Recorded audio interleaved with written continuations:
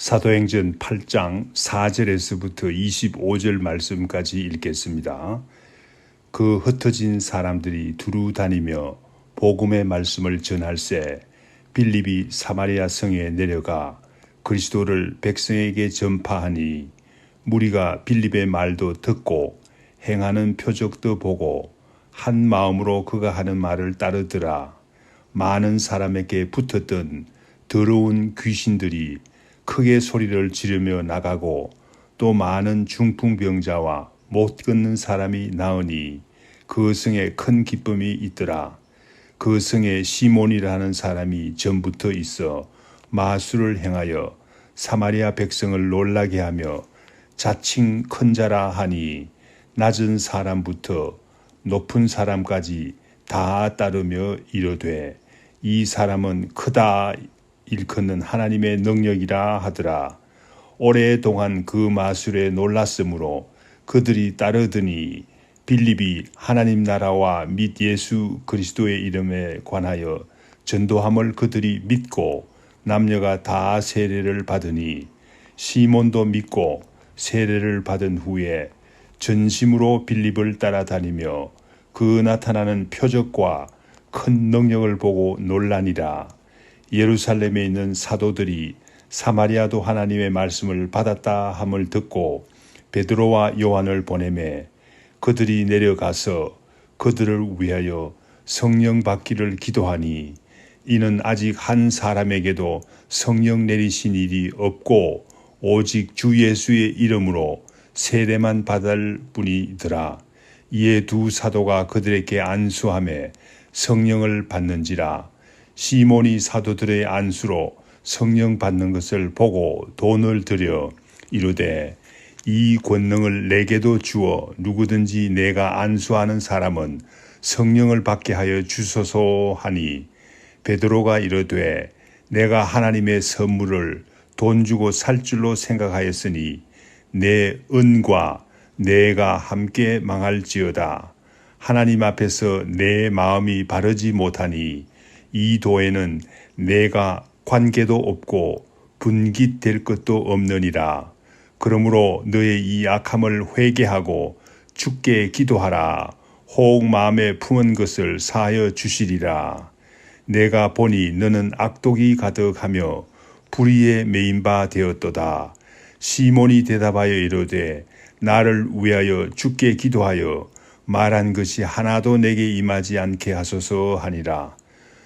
두 사도가 주의 말씀을 증언하여 말한 후 예루살렘으로 돌아갈새 사마리아인의 여러 마을에서 복음을 전하니라.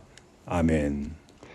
사도행전 8장 2절, 오늘 우리가 읽지는 않았지만 8장 2절 말씀에 보면 예루살렘 교회가 크게 부흥하자 큰 핍박이 일어났습니다.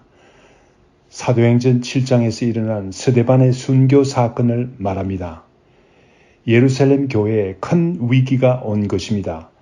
사도 외에는 모든 성도들이 유대와 사마리아로 흩어졌다고 합니다.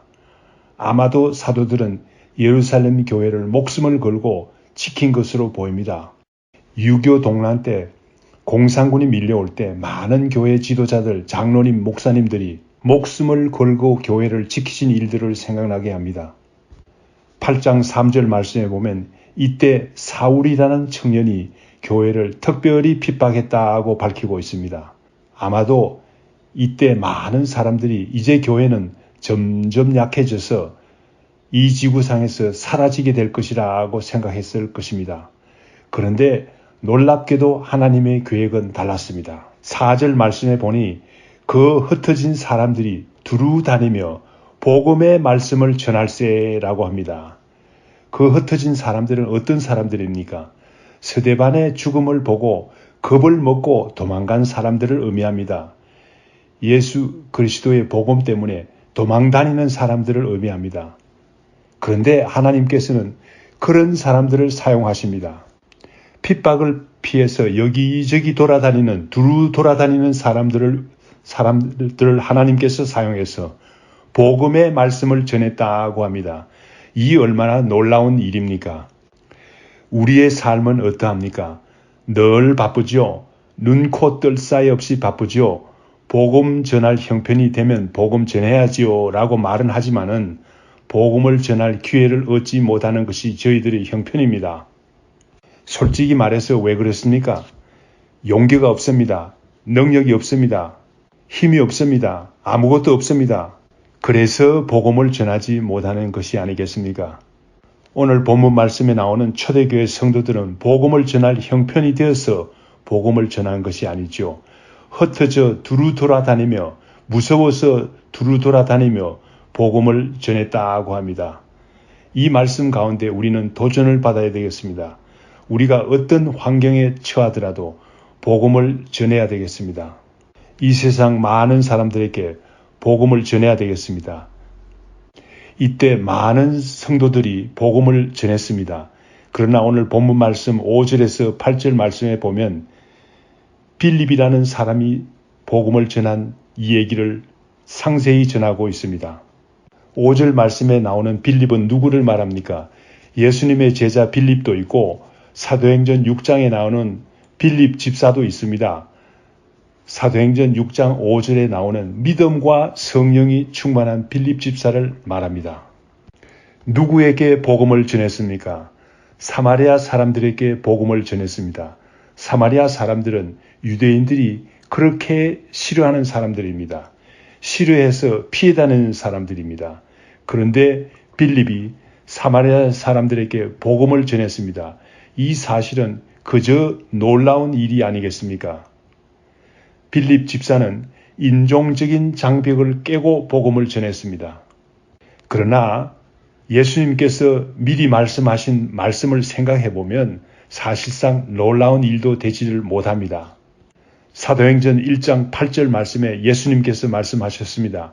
오직 성령이 너희에게 임하시면 예루살렘과 온 유대와 사마리아와 땅끝까지 이르러 내 증인이 되리라 라고 예수님께서 미리 말씀하셨습니다. 예수님께서 미리 하신 말씀이 이루어진 것이지요. 오늘날에도 이 말씀이 이루어지기를 우리에게 이루어지기를 간절히 바랍니다. 빌립 집사가 사마리아 성에서 복음을 전할 때 어떤 일이 일어났습니까? 6절에서 8절 말씀에 보면 사마리아 성에서 일어난 일들을 나타내고 있습니다. 8절 말씀에 보면 결론적으로 말하자면 사마리아 성에 큰 기쁨이 있었다고 합니다. 왜 기쁨이 있게 되었습니까? 6절 말씀에 보면 먼저 사마리아 성 사람들이 복음을 들었다고 했습니다. 또한 그들이 행하는 표적도 보았다고 합니다. 먼저 우리는 말씀에 귀를 기울일 필요가 있습니다. 말씀에 귀를 기울일 때에 주님께서 표적을 보여주십니다. 갖가지 표적을 행하실 줄 믿습니다. 7절 말씀에 이때에 일어난 구체적인 표적들이 어떤 것인지를 밝히고 있습니다. 먼저 귀신들이 소리를 지르며 나갔다고 합니다. 중풍병자와 못 걷는 사람들이 낫게 되는 표적이 일어났습니다. 중풍병자나 못 걷는 사람들이 여기에도 그렇게 많았던 모양입니다. 하나님께서는 못하실 일이 없습니다. 그래서 8절 말씀에 사마리아 성에 큰 기쁨이 있었다고 했습니다. 사마리아 성에 사는 사람들이 기뻐한 이유가 어디 있습니까? 어떤 사람들이 빌립이 전하는 예수 그리스도의 복음 때문에 기뻐했을 것이고 어떤 사람들은 표적에만 초점을 두고 기뻐했을 줄 믿습니다. 그러나 우리는 잊어버려서 되지 않을 일이 있습니다. 표적에만 초점을 맞추는 것은 위험합니다. 예수님께서 표적에만 관심이 있는 사람들을 경계하셨습니다. 요한복음 2장 23절에서 25절, 요한복음 2장 23절에서 25절 말씀에 보면 예수님께서 많은 표적을 행하시자 많은 사람들이 예수의 이름을 믿었다고 합니다. 그러나 예수님께서는 그런 사람들을 완전히 믿지 않았다고 합니다. 예수님께서 그들에게 의탁하지 아니하셨다고 했습니다. 이는 친히 모든 사람을 아심이요 라고 했습니다. 왜냐하면 그런 사람들은 곧 마음이 변할 줄 알았기 때문이었습니다. 올바른 길은 우리가 하나님의 말씀을 믿고 따를 때에 하나님께서 표적을 베풀어 주십니다.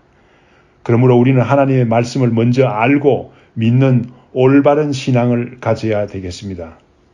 본문 말씀 9절에서 13절 말씀에 보면 잘못된 신앙, 즉 가짜 신앙의 예가 나옵니다. 우리가 경계하는 마음으로 이 말씀을 공부해야 되겠습니다. 가짜 신앙인 시몬에 대한 이야기입니다. 사마리아 성에 시몬이라는 사람이 살고 있었습니다. 이 사람은 마술을 행하는 사람이었습니다. 마술은 사람의 눈을 속여서 사람들을 놀라게 합니다. 그러므로 일시적으로 사람들을 놀라게 합니다.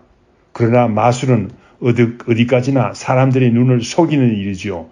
평범한 사람들은 놀랄 수밖에 없는 일입니다. 그러나 많은 사람들이 현혹되어 놀라자 시몬이라는 사람은 스스로 큰 자라고 교만한 사람이었습니다. 스스로 교만한 사람은 다 가짜입니다. 사마리아 성에 각계각층의 사람들이 다 따르는 사람이었습니다. 시몬을 따르는 사람들은 그를 위대한 사람으로 생각할 뿐만 아니라 그것도 모자라 하나님의 능력을 가진 사람이라고 믿기도 하였습니다. 11절 말씀에 보면 시몬을 따르는 이유가 어디 있는지 밝히고 있습니다. 오랫동안 그의 마술에 놀랐기 때문이라고 밝히고 있습니다. 마술은 어디까지나 사람의 눈을 속이는 일입니다. 12절 말씀에 보니 놀라운 일이 일어납니다. 시몬을 따라다니던 사람들이 빌립이 전도할 때 복음을 받아들였다고 합니다. 빌립이 하나님 나라와 예수 그리스도의 이름을 전파하자 사마리아 성 사람들이 다 믿고 세례를 받았다고 합니다. 이 사실은 무엇을 나타냅니까? 진리의 힘이 마술의 힘보다 강함을 나타냅니다. 더 능력이 있음을 나타냅니다. 더욱 놀라운 사실은 마술을 행하던 시몬도 세례를 받은 후에 전심으로 빌립을 따라다니며 빌립이 나타내는 하나님의 표적과 권능에 놀랐다고 했습니다. 여기에서 우리가 깨달을 수 있는 것이 무엇이 있습니까? 두 가지가 있습니다. 첫째, 인간의 능력으로 하는 모든 일들은 일시적으로 대단히 놀라워 보이기도 하지만 하나님의 능력 앞에서는 무릎을 꿇을 수밖에 없다는 사실입니다. 진리 앞에 무릎을 꿇을 수밖에 없다는 것입니다. 두 번째로는 시몬은 어디까지나 나타나는 표적에 초점을 맞추고 있습니다. 그가 관심이 있는 것은 표적입니다. 빌립을 따라다니며 예수 그리스도의 복음에 흥미 있어 보이기는 것 같이 보이지만 시몬은 어디까지나 그 나타나는 표적과 능력에 초점을 맞추고 있습니다. 이는 위험한 신앙입니다. 그들의 마음이 어떻게 변할지 알지 못하는 사람들입니다.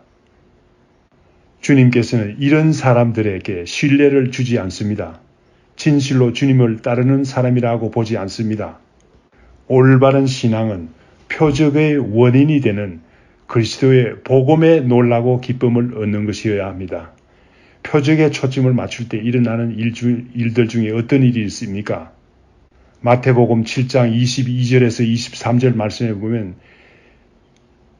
어떤 사람들은 주의 이름으로 선지자 노릇도 하며 주의 이름으로 귀신도 쫓아낼 수 있다고 했습니다. 다시 말하면 가짜라도 주의 이름으로 권능을 행할 수 있다고 합니다. 그러나 우리 주님께서는 하늘나라에 이들을 받아들이지 않는다고 분명히 밝히고 있습니다. 베드로는 시몬에게 분명히 말하고 있습니다. 그리스도의 도는 너와 관계도 없고 분깃도 될 수가 없다고 밝히고 있습니다. 시몬의 마음에 악함이 가득함을 알았습니다. 불의에 매여 있는 사탄의 종임을 알게 되었습니다. 본문 말씀에 보면 시몬이 회개하는 듯 했지만은 사실상 진실한 회개가 아니었습니다. 그 후에 나타나는 초대교회 역사에 보면 시몬은 그 후에도 시몬교를 창설해서 로마까지 따라가며 베드로를 비방했다는 기록이 있습니다. 그 후 사마리아 성에는 어떤 일이 일어납니까? 14절에서부터 17절 말씀에 보니 사마리아 사람들이 복음을 받아들였다는 소식이 예루살렘 교회에 전해졌습니다. 예루살렘 교회는 베드로와 요한을 파송했습니다.